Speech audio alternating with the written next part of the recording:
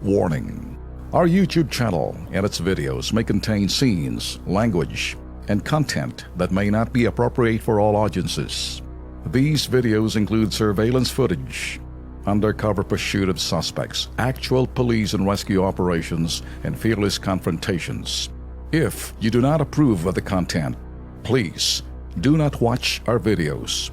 If you wish to continue, we strongly advise that you proceed with caution. Viewers' discretion is advised. Masakit man pero kailangan gawin. Kuha sa video, pag-iyak ng batang babae, habang pigil naman si Daddy. Silipin sa Kilos Pronto. Ito naman mga ka-KP, Lunes na Lunes pero magdurugo po ang puso nating lahat.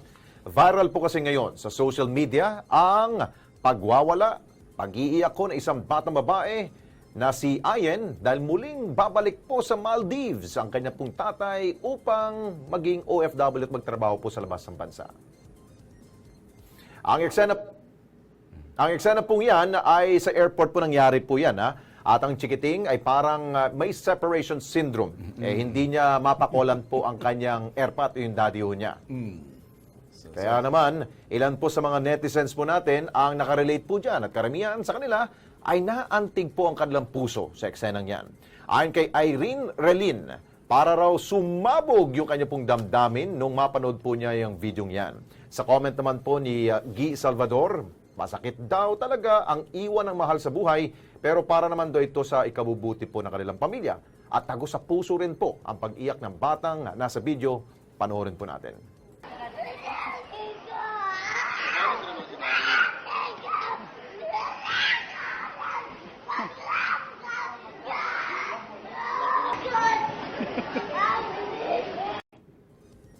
Ito raw ay reflection o sumasalamin daw sa kasalukuyang estado ng mga Pilipino na marami sa ating kababayan ang pumupunta na lamang po sa ibang bansa at iniiwan po ang kanilang pamilya kapalit po ang magandang buhay ng mga Pilipino dito sa Pilipinas. Yan talagang nangyayari.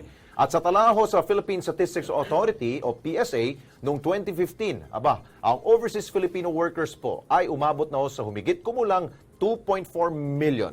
At ang kanila pong remittances noong 2015 ay umabot lang naman sa $26.9 billion o 1.2 trillion pesos. Ibig sabihin, malaki ho talagang tulong ho nila ng ating po mga OFW. Kaya nga tinawag sila Ben na mga living heroes po natin. Pero Lex, balikan lang natin ganito. Yung sinabi mo, yung separation syndrome para sa bata, hindi ho madali.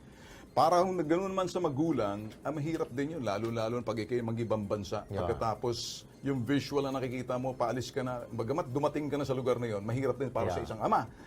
Nakikita ho namin kasi marami na mga OFW, yung iba nagtatrabaho sa ibang bansa, ganyan ang sinapit.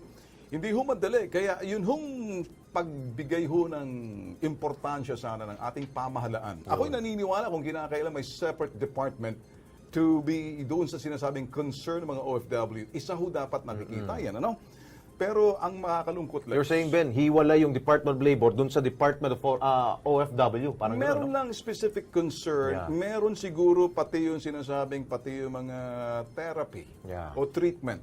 Paihanda yung magulang at mga kaanak. Kasi hindi ganun kadali. Biro, lalo-lalo na yung bata kanina. Pangalawa, ako ho'y naniniwala na yung hirap po na ginagawa ng isang ama para magtrabaho, para kumita, pero kuminsan marami rin dahil sa kahinaan ng loob, napapariwara at naiiwan ng pamilya, nagkakaroon ng separate family doon. Naku. Na lalo nagkakalintik-lintik yung buhay. Kaya kung may separate department to address the concern ng OFW, hindi lang doon sa mga, sabihin na lang natin, siguro technicalities, siguro more on family matters. Simbahan nakakatulong din yung Lex, maniwala ka. Hindi ba? Pag medyo kanong klaseng yung support na kinakailangan. Kaya ito ho'y panawagan lang ho namin to. Baka sakaling may nakikinig sa atin sa sinasabing departamentong yan. At sa akin naman rin, Ben, dapat ang ating pong gobyerno ay maglaan din po ng trabaho na dito na sa Pilipinas. Tama. Damihan natin ang trabaho natin dito. Kung hindi talaga mapipigil ang ating pong mga kababayan na mga ibang bansa para magtrabaho, meron naman po tayong tinatawag na new technology ngayon. Give time rin po sa mga OFW. kausapin ninyo sila. Meron po tayong Facebook, meron po tayong Skype, para hindi kayo mawalay ho sa kanila. Baka siguro, may ilan ho sa atin na hindi po nakikipag-communicate sa kanila, kaya ganun pong reaksyon po ng ilan po nating mga anak at yung mga asawa.